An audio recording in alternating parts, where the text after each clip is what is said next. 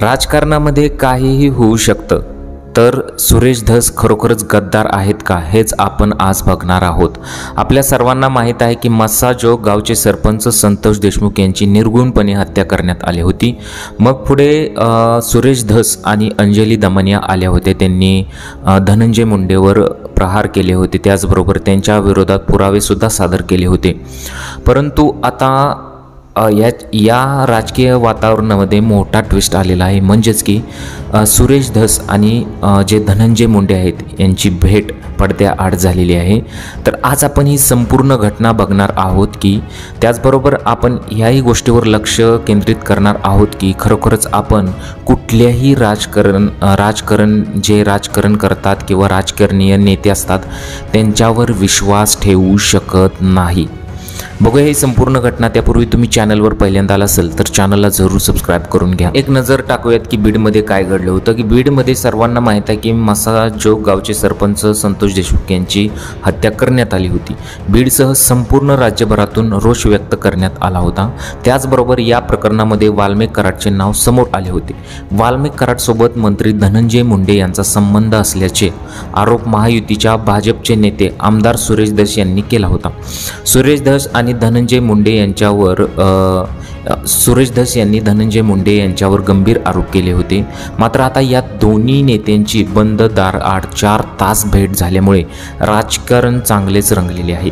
यावर आता मराठा नेते जे आहेत मनोज जरांगे पाटील यांनी आक्रमक भूमिका सुद्धा घेतलेली आहे। धनंजय मुंडेंची सुरेश धसांनी भेट घेतल्यानंतर असं झालं की जरांगे आणि अंजली दमनिया ते संजय राऊतापर्यंत सर्वच तुटून पडलेले आहेत आणि हे कुठेतरी योग्यच आहे, कारण की ते पुढे आपण बघूयाच। सरपंच संतोष देशमुख हत्या प्रकरण आणि वाल्मिक कराडवरून मंत्री धनंजय मुंडेवर आरोप पकडणारे धस दोनदा मुंडेंना भेटलीत। पहिली भेट 15 ते 20 दिवसांआधी मुंबईत बावनकुळे यांच्या घरी झाली। बावनकुळे यांनी सुरेश धस आणि धनंजय मुंडेंना जेवायला बोलवलं। त्यानंतर आता 4 दिवसांआधी धनंजय मुंडेंच्या डोळ्यांच्या शस्त्रक्रिया झाल्यावर विचारपूस करण्यासाठी गेल्याचं धस यांचं म्हणणं आहे। मात्र संतोष देशमुख हत्या प्रकरणात सुरेश धस मॅनेज झालेत। धस आधुनिक फितुरी असल्याचे जोरदार टीका जरांगेंनी केलेली आहे। 4-4.5 तास सुरेश धस आणि धनंजय मुंडे सोबत होते।